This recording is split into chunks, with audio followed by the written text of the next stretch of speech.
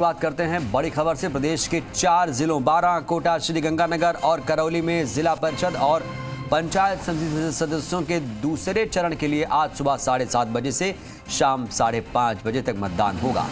चुनाव आयोग ने स्वतंत्र, निष्पक्ष, शांतिपूर्ण और सुरक्षित मतदान के लिए आवश्यक सभी व्यवस्थाएं कर ली हैं। दूसरे चरण में 4 जिलों में 12,72,911 मतदाता अपने मताधिकार का इस्तेमाल कर सकेंगे। इनमें से 6,68,514 पुरुष, 6,04,382 महिला और 15 अन्य मतदाता हैं।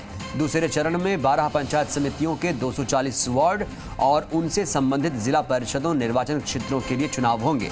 उन्होंने बताया कि पंचायत समिति सदस्यों के लिए 827 उम्मीदवार चुनावी मैदान में हैं, जबकि 2 उम्मीदवार निर्विरोध चुने गए हैं।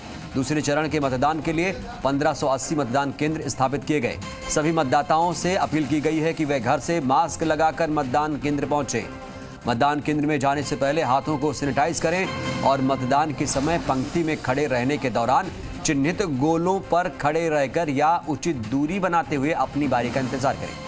इन चुनावों के तृतीय चरण के लिए 18 दिसंबर को सुबह 7:30 बजे से शाम 5:30 बजे तक मतदान कराया जाएगा। मतगणना 21 दिसंबर को सभी जिला मुख्यालयों पर होगी। इसी तरह प्रधान या प्रमुख का चुनाव 23 दिसंबर और उप प्रधान या उप प्रमुख 24 दिसंबर को चुनाव होगा।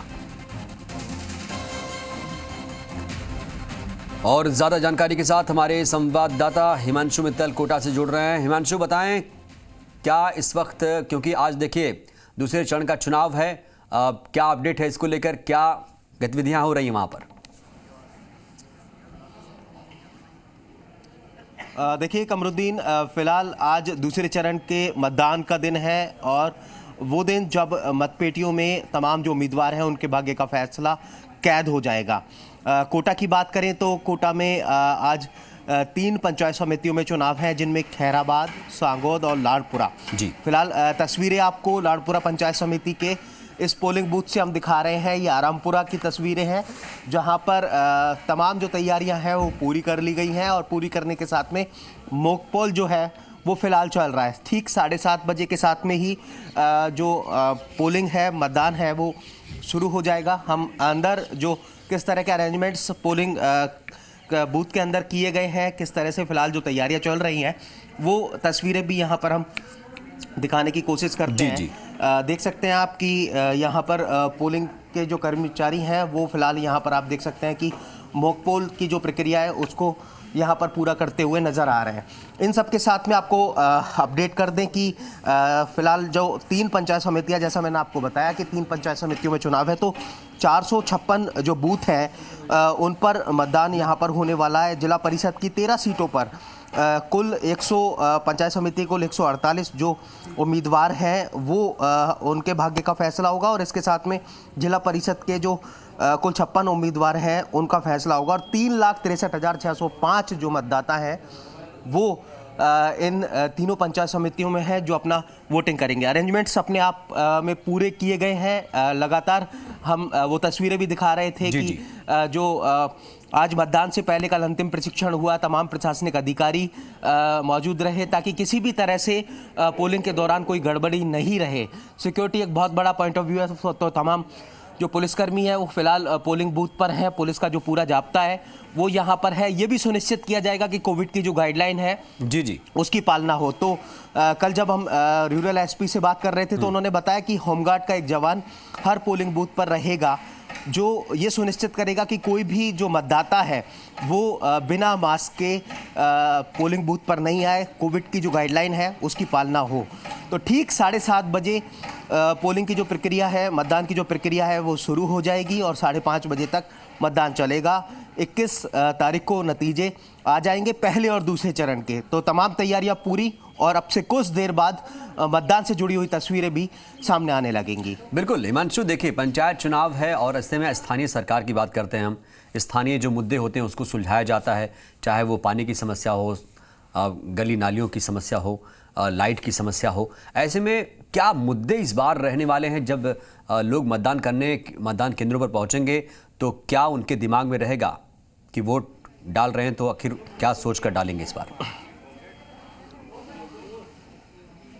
देखिए कमर, बहुत वाजिब सवाल है, लेकिन आपको बता दें कि जब भी किसी गांव की सरकार को चुना जाता है तो वो मतदाता और उनके जहन में सिर्फ और सिर्फ स्थानीय मुद्दे होते हैं। स्थानीय मुद्दों में गांव का जो विकास है वो उन्हें सीधे तौर पर नज़र आता है, चाहे फिर वो लोकल डेवलपमेंट में वहाँ पर वाटर रिसोर्सेज हो, पानी की जो समस्याएं हैं उनसे जुड़ी हुई समस्याएं, चाहे सड़क जो हो वहाँ टूटी हुई होती है वो उनके जहन में होता है। क्योंकि अक्सर हमने वो तस्वीरें भी इस चुनाव में दिखाई हैं कि कई पंचायत जो ग्राम पंचायतें हैं वहाँ पर लोगों ने वोटिंग का बहिष्कार का फैसला लिया। पहले चरण में भी एक गांव था जहां पर पूरे के पूरे गांव ने मतदान का बहिष्कार किया, इस वजह से कि वहां पर सड़क नहीं थी। 4 किलोमीटर का एक दायरा था जहां पर सड़क डलवाने को लेकर के लंबे समय से तमाम जो ग्रामीण हैं वो आवाज उठा रहे थे। जी। लेकिन जब सड़क नहीं डली तो पूरे गांव ने एक साथ मतदान का बहिष्कार किया। और इस बार जब दूसरे चरण का चुनाव है, 3 पंचायत समितियों में जो इसको लेकर के मतदान हो रहा है, तो कई गांव ऐसे हैं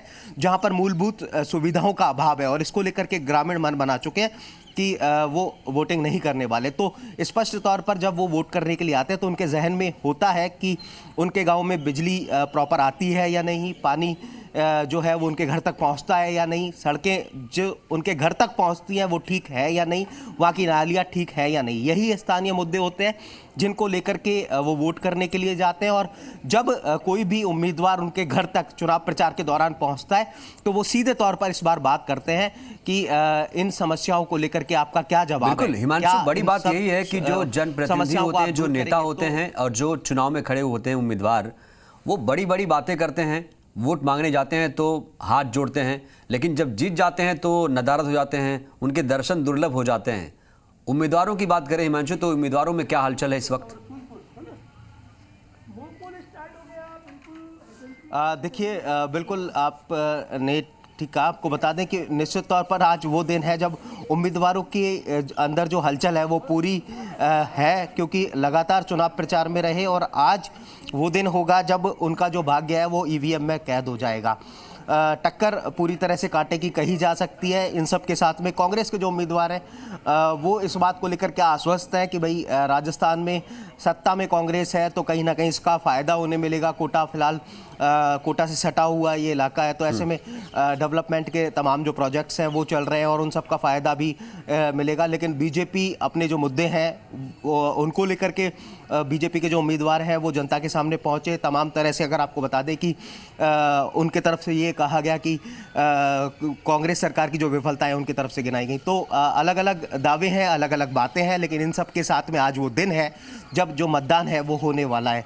तस्वीरें भी यहाँ की आपको दिखा दें कि मॉक पोल की प्रक्रिया के बाद में 7:30 बजे, जैसा मैंने आपको बताया, कि वोटिंग होगी। अभी फ़िलहाल सुबह का वक्त है, ठंड का वक्त है, अभी जो मतदाता है वो नहीं आए हैं, लेकिन माना जा सकता है कि जैसे जैसे 9 या 10 बजे का वक्त होगा तो मतदाताओं की लंबी लंबी जो कतारें हैं वो शायद यहाँ पर देखने को मिलेगी। तब उनसे भी बात करेंगे और उनसे भी जानेंगे कि उनके इस इलाके के मुद्दे क्या है। लेकिन निश्चित तौर पर मुद्दे जो हैं वो स्थानीय मोटे तौर पर होते हैं और उनको लेकर के ही जो मतदाता है, एक आम मतदाता है, वो घर से निकलता है और अपने गांव की सरकार चुनने के लिए वोटिंग करता है। तो कह सकते हैं कि अब से कुछ देर बाद मतदाताओं की वो तस्वीरें जो वोटिंग करते हुए नजर आएंगी। लेकिन कई बार हमने कई बार हिमांशु देखा है कि जब उम्मीदवार पहुंचते हैं तो नरेंद्र मोदी से लेकर और सीएम अशोक गहलोत तक की योजनाओं की बात की जाती है, उनकी जो उपलब्धियां हैं उसकी बात की जाती है, लेकिन जो कोर मुद्दे हैं, जो उनके मुद्दे हैं, उस पर कोई बात नहीं करता। बिल्कुल आपने ठीक कहा कि कोशिश जैसे स्टेट गवर्नमेंट से लेकर के चाहे सेंट्रल गवर्नमेंट हो, पीएम मोदी की योजनाएं हो या सीएम अशोक गहलोत की योजनाएं हैं, कांग्रेस अपने जो डेवलपमेंट के प्रोजेक्ट हैं, सीएम की जो स्कीम्स हैं या प्रदेश सरकार की जो योजनाएं हैं, कांग्रेस के उम्मीदवार उनको जनता के बीच एक गांव तक, एक डांडी तक पहुंचाने की कोशिश करते हैं। सेंट्रल गवर्नमेंट की बात करें तो पीएम मोदी की जो योजना है, बीजेपी के जो उम्मीदवार हैं उनको पहुंचाने की कोशिश करते हैं। लेकिन इन सब के बीच में ठीक कहा आपने, गुम हो जाते हैं। तो वो मुद्दे जो स्थानीय है, जिनको लेकर के वो सरकार वहां पर चुनी जानी है, जिनको लेकर के वोटिंग वहां पर होनी है, जिन मुद्दों के लिए वो चुनाव वहां पर लड़ा जा रहा है, वो कहीं ना कहीं गुम हो जाते हैं और बातें बड़ी बड़ी की जाती हैं सेंट्रल से लेकर के स्टेट तक की, लेकिन गुम हो जाते हैं वो मुद्दे जो स्थानीय हैं, जिनको लेकर के वोटिंग हो बिल्कुल रही है, वो स्थानीय उनके जहन से सरकारों का गायब हो जो जाते हैं। उद्देश्य था, आपने एक बात और और कही आपको कि पता होगा हिमांशु की 1959 में पहली बार ही राजस्थान से इसकी शुरुआत हुई थी। जो हम आज स्थानीय सरकार की बात कर रहे हैं, उसके बाद 1992 के बाद सब पूरे देश में लागू हुआ। ऐसे में इसकी जो प्रासंगिकता है उसे बनाए रखना जरूरी है। जो मुद्दे हैं लोगों के, उसे उठाने की जरूरत है, उस पर काम करने की जरूरत है। बहुत शुक्रिया।